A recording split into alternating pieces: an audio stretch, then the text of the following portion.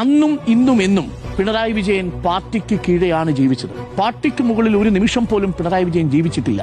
അതുകൊണ്ടാണ് ശംഖുമുഖത്തെ ആ പരാമർശം ബക്കറ്റിലെ തിരക്ക് ശേഷിയില്ല എന്ന് തിരിച്ചറിയുന്ന ഒരു പാർട്ടി പ്രവർത്തകനാണ്. ഏറ്റവും ഒടുവിൽ വന്ന അഭിമുഖത്തിൽ മോഹൻലാലിനോട് പിണറായി വിജയൻ പറയുന്ന ഒരു വാചകമുണ്ട്. ആരെയാണ് താങ്കൾക്ക് ഭയം എന്ന് ചോദിക്കുമ്പോൾ അദ്ദേഹം പറയുന്നത്, ഞാൻ പാർട്ടിക്ക് കീഴടങ്ങി ജീവിക്കുന്ന ഒരു നേതാവാണ് എന്ന് പറയുന്നുണ്ട്.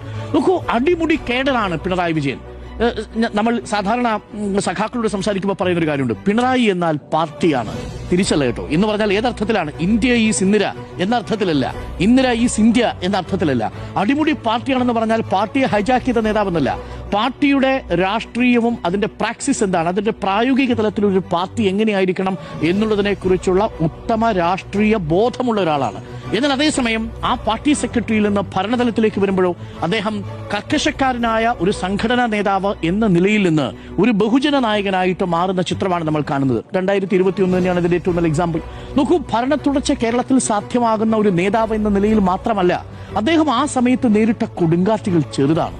ഇത്രയധികം പാർട്ടി സെക്രട്ടറി ആയിട്ടിരിക്കുമ്പോഴും മുഖ്യമന്ത്രി ആയിട്ടിരിക്കുമ്പോഴും മാധ്യമ വിചാരണ നേരിട്ടൊരു നേതാവുണ്ട്. നമ്മൾ പറയും ശരിയാണ്, കെ കരുണാകരൻ മാധ്യമ വിചാരണ നേരിട്ടിട്ടുണ്ട്.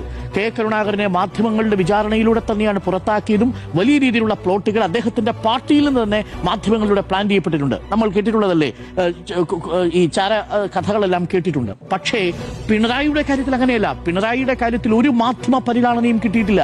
അദ്ദേഹത്തിന്റെ ശരീരഭാഷ മുതൽ അദ്ദേഹത്തിന്റെ മക്കളെ വെറുതെ വിട്ടോ, എപ്പോ മുഖ്യമന്ത്രിയാകുന്നതിനും മുൻപുള്ള കാലത്തെ കഥയാണ് ഞാൻ പറയുന്നത്, ഭാര്യയെ വെറുതെ വിട്ടോ, കമല ഇന്റർനാഷണലിനെ വെറുതെ വിട്ടോ, അദ്ദേഹത്തിന്റെ പേരിൽ അദ്ദേഹം സിംഗപ്പൂരിൽ തുടങ്ങാൻ പോകുന്ന ഫാക്ടറിയെ കുറിച്ചും അദ്ദേഹത്തിന്റെ മകന്റെയും മകളുടെയും പേരിലുള്ള സ്വത്തുക്കളെ കുറിച്ചുമുള്ള എത്രയെത്ര കഥകളാണ് നമ്മൾ കേട്ടത്.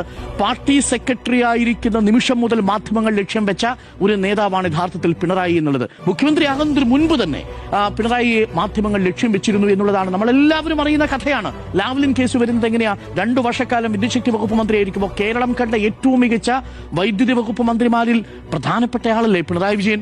ഏറ്റവും പ്രധാനപ്പെട്ട തീരുമാനങ്ങൾ എടുത്തില്ലേ? ഒടുവിൽ ഉമ്മൻചാണ്ടിക്ക് പോലും മാധ്യമങ്ങളുടെ മുന്നിൽ വെച്ച് പറയേണ്ടി വന്നില്ലേ, ഞാൻ വിജിലൻസ് അദ്ദേഹത്തെ കുറ്റവിമുക്തനാക്കിയതാണ്, പക്ഷെ നിങ്ങൾ നിരന്തരമായി സംശയം ചോദിച്ചപ്പോൾ, നിങ്ങൾ നിരന്തരമായി ചോദ്യം ചോദിച്ചപ്പോൾ ആ സംശയം ഒഴിവാക്കാൻ വേണ്ടിയാണ് ഈ കേസ് CBIക്ക് വിടാൻ തീരുമാനിച്ചത്.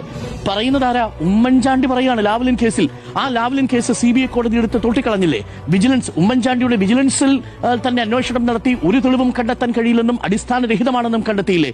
സുപ്രീം കോടതിയിൽ ഒരു സാമ്പത്തിക ലാഭം ഉണ്ടാക്കിയിട്ടില്ല എന്ന് സുപ്രീം കോടതി നിരീക്ഷിച്ചില്ലേ?